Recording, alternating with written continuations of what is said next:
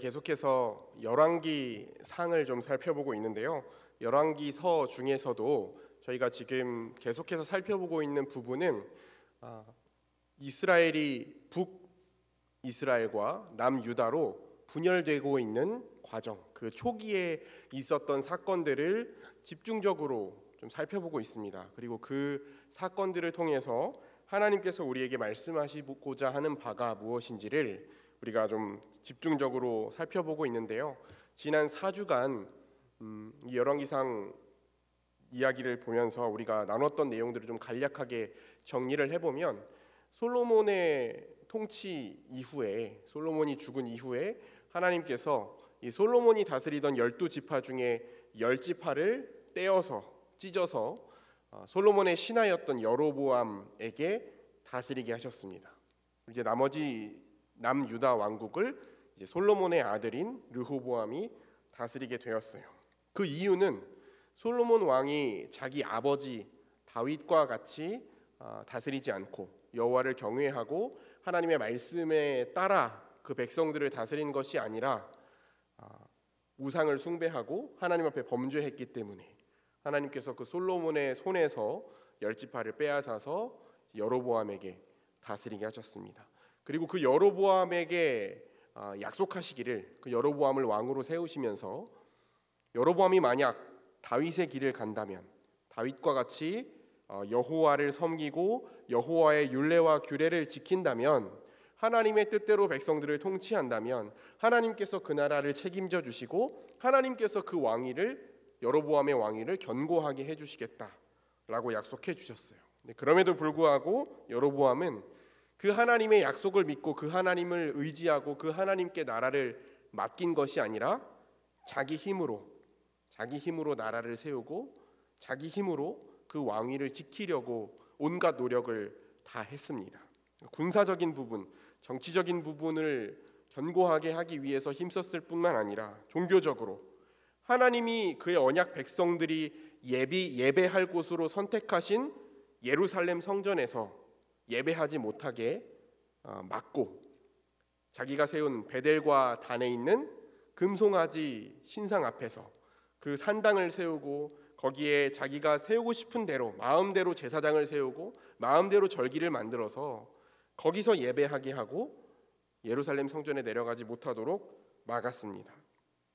그래서 하나님께서 그런 여로보암을 심판하시기 위해서, 그런 여로보암을 향한 심판의 경고를 하기 위해서 유다로부터 하나님의 사람을 보내셨죠. 그리고 그 유다로부터 온 하나님의 사람이 여로보암이 그 베델에 있는 산당의 제단 앞에서 분향하려고 할 때 그 제단을 향해서 하나님의 말씀을 선포하게 하셨습니다. 그때 하나님의 말씀이 이래요. 유다로부터 온 하나님의 사람이 전한 하나님의 말씀이 뭐냐면, 장차 요시야라는 사람이 태어날 것인데 그 요시야라는 사람이 지금 이 여로보암이 만든 제단에서 우상 숭배하는 그 산당 제사장들을 이 제단에 제물로 드릴 것이고, 그 우상 숭배에 참여했던 사람들의 뼈를 이 제단에서 불살라서 이 제단을 더럽힐 것이다. 하나님이 예언하신 게 그것이었습니다.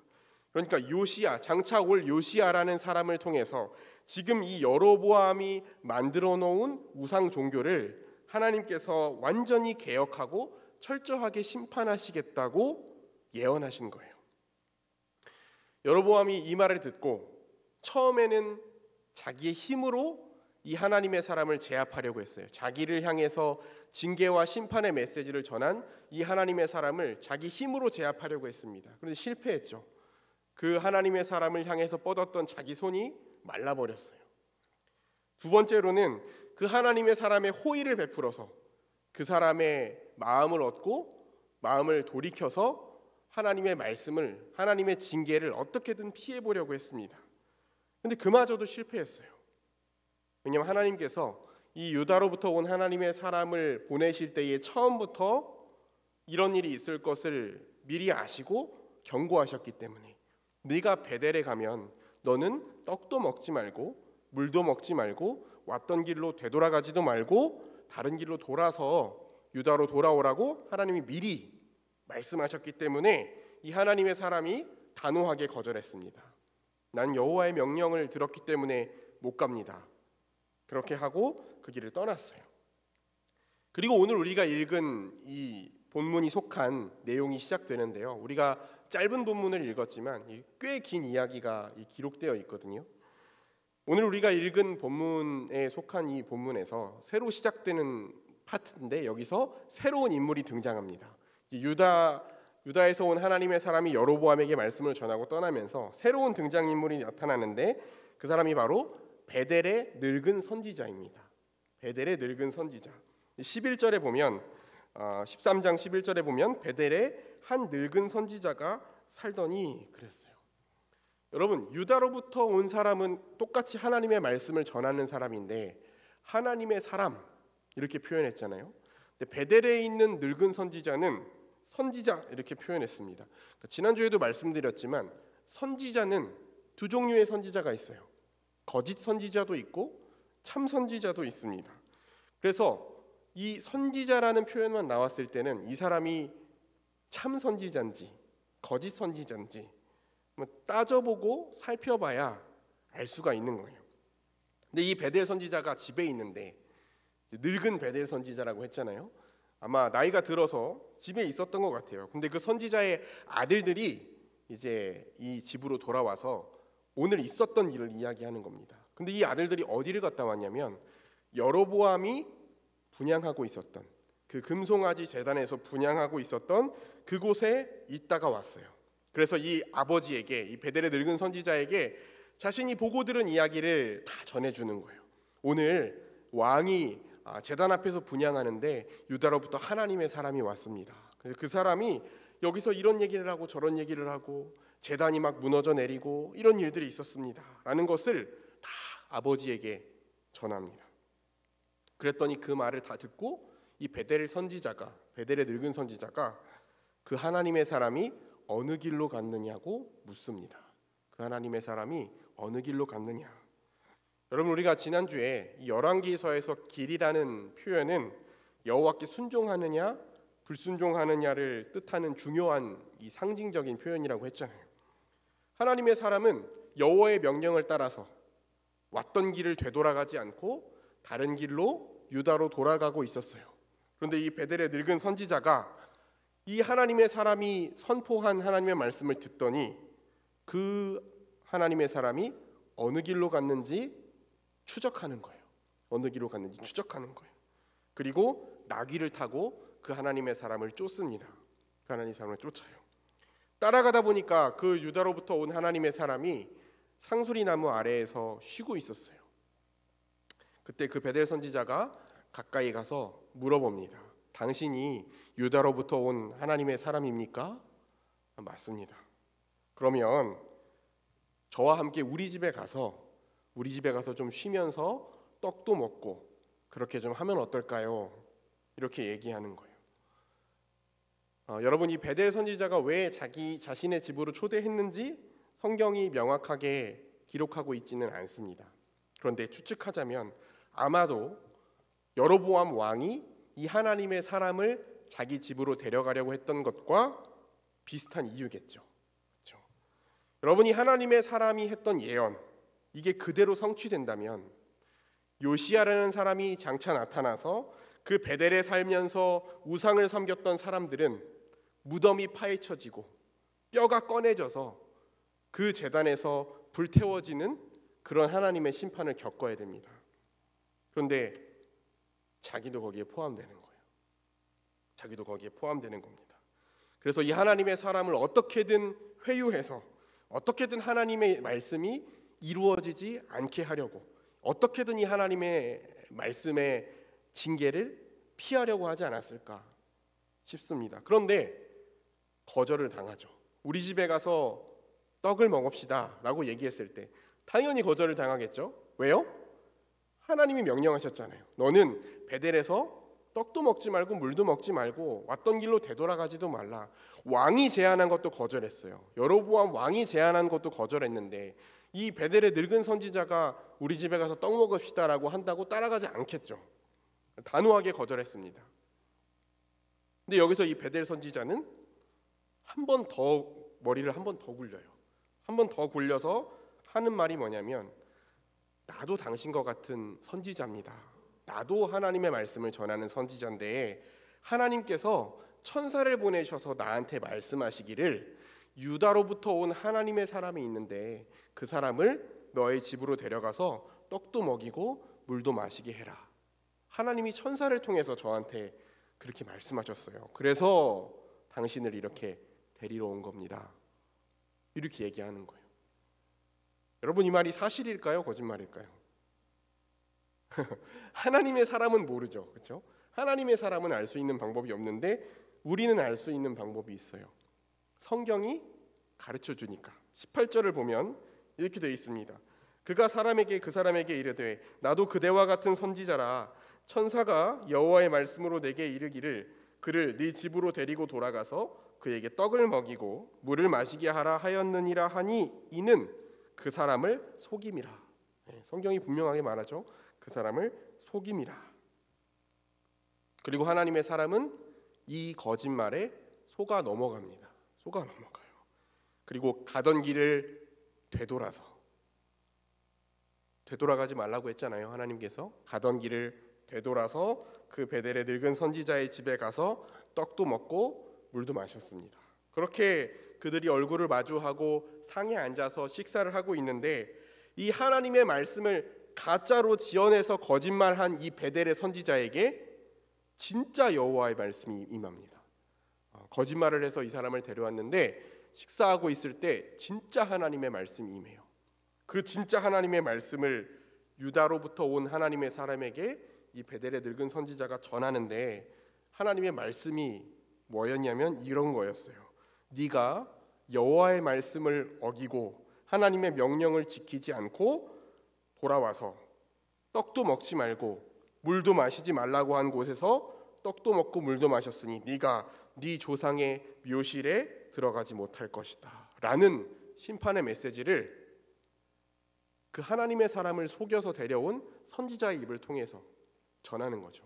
이건 진짜 하나님의 말씀인 거예요. 진짜 하나님의 말씀. 여러분, 당시에 자신의 조상들과 떨어져서 낯선 사람들 사이에 묻히는 것은 수치스러운 일이었거든요. 근데 그걸 떠나서 지금 뭘 말하고 있는 거냐면요, 조상의 묘실에 지금 이 사람이 들어갈 수 없다는 건 유다에 도착하기도 전에 죽는다는 거죠. 하나님의 사람이 이 선지자의 말을 듣고 집에서 나와서 나귀를 타고 그 선지자의 집에서 나와서 나귀를 타고 다시 유다로 돌아가는데 그 가던 길에 사자를 만납니다. 그 여호와의 사자가 아니라 진짜 사자, 맹수를 만나서 거기서 그 사자가 이 사람을 물어 죽여요. 길에서. 그리고 하나님의 사람이 돌아가던 길에 사자에 물려서 죽는 거예요. 하나님의 말씀이 그대로 이루어진 거죠. 이 베델의 선지자에게 임했던 하나님의 심판의 메시지가 그대로 이루어진 것입니다. 사람들이 지나가다가 길에 시체가 있는 걸 봤어요. 사자가 물어 죽인 시체가 있는 걸 봤어요. 그 사람이 죽었다는 게 소문이 퍼져서 이 베델의 늙은 선지자에게까지 들렸습니다.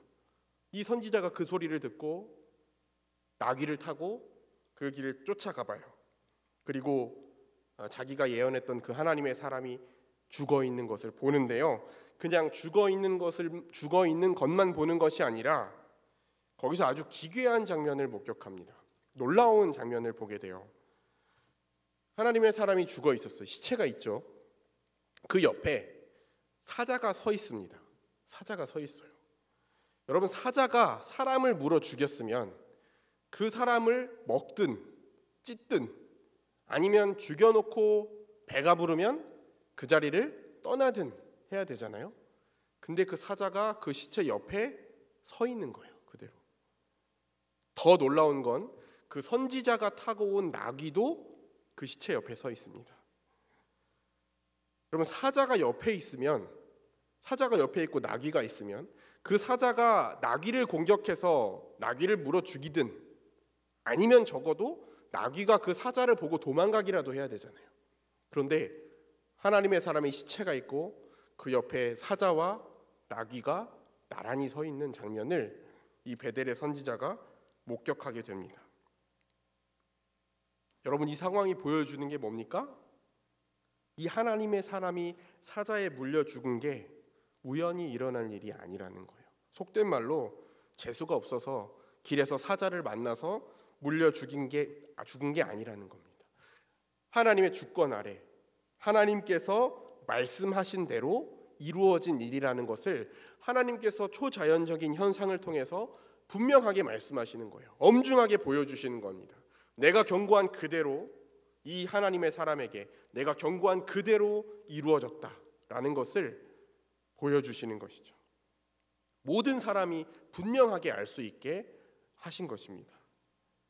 그리고 그 장면을 보면서 베델의 늙은 선지자는 어떤 생각을 했겠어요? 하나님이 그 여로보암 왕에게 했던 그 말씀, 하나님께서 여호와께서 저 유다로부터 온 하나님의 사람을 통해 선포하셨던 그 말씀이 반드시 이루어지겠구나, 그대로 이루어지겠구나. 요시야라는 사람이 정말 태어날 것이고 그 우상 숭배하던 산당 제사장들은 정말 심판을 받을 것이고 그 우상 숭배에 참여했던 사람들의 뼈가 정말 제단에서 불태워지겠구나 확신했을 것입니다.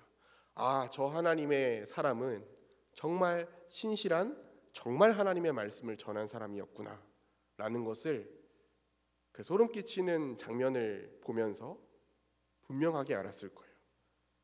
그리고 이 늙은 선지자가 하나님의 사람의 시체를 나귀에 실어다가 베델로 돌아옵니다. 그리고 진정으로 이 하나님의 말씀을 전한 신실한 하나님의 사람이 자신의 거짓말로 인해서 죽게 된 것으로 슬프게 울면서 이 사람을 장사하고 자기 소유의 묘실에 이 하나님의 사람을 장례를 치릅니다. 그리고 나서 이 베델의 선지자가 자기 아들들에게 뭐라고 얘기하냐면요, 내가 죽으면 이 하나님의 사람을 장사한 묘실에 함께 장사하고 내 뼈를 이 사람 곁에 두어라, 그렇게 얘기해요. 하나님의 사람이 했던 이 말이 그대로 성취될 것을 확실하게 믿었기 때문입니다. 그 우상 숭배했던 사람들의 뼈가 파헤쳐져서 제단 위에서 불태워질 때 자신의 뼈가 보존되도록, 자신의 뼈가 심판을 받지 않을 수 있도록 생각한 것이 뭐냐면 하나님의 사람, 그 신실한 하나님의 사람의 뼈 옆에 자신의 뼈를 같이 두는 것, 이게 이 사람이 생각했던 거였어요. 여러분, 이 일이 훗날 어떻게 이루어졌을까요? 이 지금 우리가 읽는 부분이 분열 왕국이 막 시작되는 초기잖아요. 솔로몬 왕정이 끝난 바로 직후잖아요.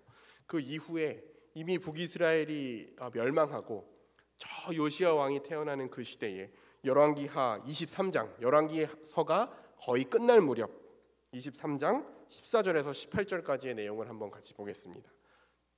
말씀을 한번 천천히 같이 한번 읽어보겠습니다. 왕이 또 시작. 왕이 또 석상들을 깨뜨리며 아세라 목상들을 찢고 사람의 해골로 그곳을 채웠더라. 15절. 또한 이스라엘에게 범죄하게 한 느밧의 아들 여로보암이 베델에 세운 제단과 산당들을 왕이 헐고 또 그 산당을 불사르고 빻아서 가루를 만들며 또 아세라 목상을 불살랐더라. 요시야가 몸을 돌이켜 산에 있는 무덤들을 보고 보내어 그 무덤에서 해골을 가져다가 제단 위에서 불살라 그 제단을 더럽게 하니라. 이 일을 하나님의 사람이 전하였더니 그 전한 여호와의 말씀대로 되었더라. 요시야가 이르되 내게 보이는 저것은 무슨 비석이냐 하니 성읍 사람들이 그에게 말하되 왕께서 베델의 제단에 대하여 행하신 이 일을 전하러 유다에서 왔던 하나님의 사람의 묘실이니이다 하니라. 이르되 그대로 두고 그의 뼈를 옮기지 말라 하매 무리가 그의 뼈와 사마리아에서 온 선지자의 뼈는 그대로 두었더라. 아멘. 300년 뒤에 유다 왕 요시야가 이 하나님의 사람이 전한 그대로 이 모든 여로보암이 세운 우상을 다 부시고 제단을 부수고 산당을 부수고 빻아서 가루를 만들고 그 모든 우상 숭배에 동참했던 베델 사람들의 뼈를 파헤쳐서 제단에서 불살랐어요. 오직 보존된 것은 이 일을 하나님으로 말미암아, 여호와의 말씀으로 말미암아 이 일을 전하러 왔던 유다로부터 온 하나님의 사람과 그 곁에 놓여 있었던 사마리아 베델의 늙은 선지자의 뼈만이 보존되었어요. 여러분, 하나님의 심판을 돌이키고 하나님의 말씀을 꺾기 위해서 계속해서 하나님의 사람을 위협하고 유혹하는 시도가 있었습니다. 여로보암을 통해서, 늙은 베델의 선지자를 통해서 계속해서 유혹하고 위협하고, 결국 이 하나님의 사람이 베델 선지자의 거짓말에 속아 넘어갔어요. 그런데 그럼에도 불구하고 결국 여호와의 말씀은 그대로 이루어졌습니다. 그대로 이루어졌어요. 토시 하나 틀리지 않고 그대로 이루어졌습니다. 여러분, 사자와 나귀가 시체 곁에 나란히 서 있는 이 놀라운 장면이 말하는 것은 하나님의 말씀은 반드시 이루어지고 우리가 결코 그 하나님의 말씀을 가볍게 여겨서는 안 된다는 것이죠. 그 장면이 우리에게 그렇게 말하는 것입니다. 하나님의 말씀을 대할 때에 신중하게 대해야 된다는 거예요. 이래도 되고 저래도 되고 이럴 수도 있고 저럴 수도 있는 말씀이 아닌 것이죠. 여러분, 근데 우리가 이 하나님의 말씀을 가볍게 여기는 순간들이 우리에게 오죠. 저에게도 자주 일어나는 일인 것 같아요. 예를 들어 보겠습니다. 이런 상황들이 우리에게 찾아오는데, 여러분, 우리가 하나님의 말씀을 압니다. 우리가 하나님의 말씀을 알아요. 신앙생활을 하다 보면 설교를 듣기도 하고 성경을 읽기도 하고 계속해서 하나님의 말씀을 접할 일이 있기 때문에 하나님의 말씀을 알죠. 정확히는 모를 수도 있어요. 어디에 어떤 성경 구절이 있다 찾아서 설명할 정도로 정확히 알지는 못해도 하나님의 뜻을 압니다. 설교를 통해서 들어본 적이 있고, 하나님이 무엇을 싫어하시는지, 무엇이 하나님 앞에 죄가 되는지를 우리는 안다고요. 우리가 하는 일이 죄라는 것을 알아요. 우리가 하는 일이 하나님이 싫어하시는 일이라는 걸 알아요. 그리스도인이 그렇게 하면 안 된다는 것을 압니다. 그래서 처음에는 막 애써 봅니다. 그 죄의 유혹을 떨쳐버리기 위해서 막 애를 써요. 어떻게 하면 이 죄를 피할 수 있을까? 어떻게 하면 내가 이 죄의 유혹을 이겨낼 수 있을까? 죄를 지었을 때 하나님 앞에서 눈물 흘리면서 심각하게 회개하고 그 죄로부터 돌이키기 위해서 여러 가지 노력도 하고 힘듭니다. 주일에 예배를 드리러 갔는데 죄에 대한 설교가 들리면 나에게 하시는 말씀이구나 생각해서 하루 종일 마음이 불편하기도 합니다. 하나님이 나에게 내 죄를 지적하시는구나. 하나님이 나를 징계하시지는 않을까? 하나님이 내게 소중한 것을 빼앗아 가시지는 않을까? 두렵기도 합니다. 그런데 시간이 지나면서 그 불편한 마음이 무뎌지고 그 두려움이 점점 사그라들고 나에게 너무 큰 일탈이었고 너무 큰 죄였던 것이 어느새 일상처럼 되어가기도 합니다. 똑같이 예배를 드리고 똑같이 봉사하고 다른 사람들 앞에서 아무렇지 않은 척 똑같은 성도인 것처럼 행동하지만 하나님과의 관계에서는 늘 거리감이 있어요. 하나님이 더 이상 내 예배를 기뻐하시지 않는 것 같고 내 봉사를 기뻐하시지 않는 것 같고 예전처럼 나를 사랑하시지 않는 것 같고, 그런데 내 일상은 여전히 반복됩니다. 당장 별로 큰 문제는 없어 보여요. 갑자기 어디가 아프다든지 갑자기 사업이 어려워진다든지 큰 문제는 없어 보여요. 다행이라고 생각하면서 하루하루를 살아갑니다. 근데 결코 다행이지 않죠. 결코 괜찮지 않습니다. 여러분, 우리가 죄를 정당화하거나 죄책감을 해소하거나 우리의 양심을 무뎌지게 만든 채로 살아갈 수 있어요. 여로보암과 베델의 늙은 선지자가 그랬잖아요.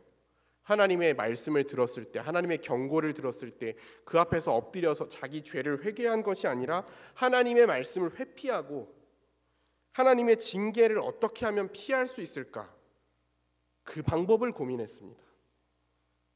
당장의 손해만 피하고 당장의 마음의 불편함만 덜어보려고 했어요. 유다로부터 온 하나님의 사람은 어떻습니까? 베델에서는 떡도 먹지 말고 물도 마시지 말고 왔던 길로 되돌아가지도 말라는 하나님의 확고한 명령이 있었는데, 하나님의 분명한 명령이 있었는데 자기 입으로 몇 번이나 고백했잖아요. 자기 입으로 여호와께서 이렇게 명령하셔서 나는 못합니다. 자신의 입으로 몇 번이나 고백했는데 그 하나님의 명령이 혹시 완화되거나 취소되었을지도 모른다는 생각이 들자마자 자신이 고단해서 상수리 나무 아래에 쉬고 있을 때 하나님이 너 더 이상 그렇게 안 해도 된대 라고 말씀하셨다는 그 이야기를 듣자마자 하나님 앞에 확인해 볼 생각도 하지 않고 왔던 길을 돌아가서 떡도 먹고 물도 마시는 자리로 갔습니다. 이제 하나님이 이 정도는 허용하시나 보다, 이제 이 정도는 괜찮은 건가 보다 생각하면서 그 편하고 즐거운 자리에 머물렀어요. 그런데 하나님의 말씀은 변하지 않았습니다. 하나님의 말씀은 변하지 않았어요. 왕이 권력으로 막으려고 해도 막히지 않았고, 돈으로 그 말씀을 전한 사람을 유혹해도 막히지 않았습니다. 말씀을 전한 그 사람을 유혹하고 거짓말로 넘어뜨려도 하나님의 말씀은 결코 변하지 않았고 꺾이지 않았어요. 조금도 요동하지 않았습니다. 하나님의 말씀은 결코 가볍게 생각할 것이 아니었고, 하나님께서 당장 이루어지리라고 하신 말씀은 당장 이루어졌고, 300년 뒤에 이루어지리라고 했던 말씀도 토시 하나 틀리지 않고 그대로 이루어졌어요. 그리고 하나님은 이 열왕기서의 말씀을 통해서 오늘 우리에게도 말씀하십니다. 이 여호와의 말씀이, 이 하나님의 사람이 전했던 이 여호와의 말씀이, 오늘날 우리에게 들려지는 그 하나님의 말씀이 결코 사람이 정당화하거나 합리화하거나 무시하거나 저항한다고 해서 사라지거나 감해지거나 꺾이지 않는다 라고 말씀하시는 거예요. 나의 말은 반드시 이루어질 것이다. 반드시 이루어질 것이다. 아무리 가려보고 아무리 외면하고 아무리 꺾어보려고 해도 반드시 이루어질 것이다 라고 오늘 우리에게 말씀하시는 거예요. 사자와 나귀가 사람의 시체를 두고 나란히 서 있는 이 장면은요, 하나님이 얼마나 단호하신가, 하나님의 말씀을 향한, 하나님의 말씀의 성취를 향한 하나님의 의지가 얼마나 확고한가를 우리에게 선명하게 눈으로 보게 만드는 장면입니다. 오늘 이 장면을 우리가 마음에 새겼으면 좋겠어요. 하나님께서 보여주신 이 장면을 기억하고 우리 각 사람을 향한 하나님의 말씀, 성령의 음성을, 우리의 마음과 생각을 이끄시는 이 성령의 음성을 우리가 엄중히 여기고 그 하나님의 말씀으로 다시 돌아갈 수 있는 저와 여러분이 되시기를 주의 이름으로 축원합니다. 기도하겠습니다. 하나님 아버지, 여로보암이 만든 우상의 제단과 그 여로보암을 향해서 하나님께서 엄중하게 선포하셨던 경고의 말씀, 그리고 하나님의 사람에게 너는 떡도 먹지 말고 물도 마시지 말고 왔던 길로 되돌아가지도 말라고 명령하셨던 그 엄중한 말씀을 꺾어보고 덮어보고 돌려보려고 수많은 시도가 있었지만 결국에는 그 여호와의 말씀이 온전히 성취된 것을 우리가 말씀을 통하여서 확인하였습니다.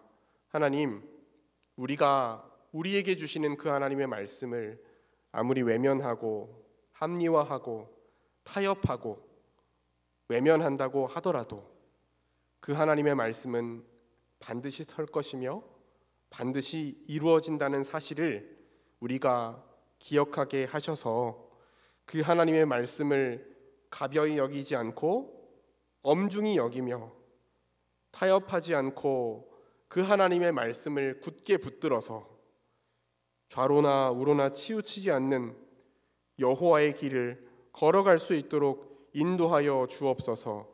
하나님께서 성취된 말씀들을 통해 하나님의 사람의 시체 옆에 나란히 서 있는 사자와 나귀의 모습을 통해서 그 시대의 사람들에게 엄중하게 보여주셨던 그 하나님의 말씀, 오늘날 우리에게도 적용하여서 그 말씀 기억하며 붙들 수 있도록 은혜 베풀어 주옵소서. 예수님 이름으로 기도합니다. 아멘.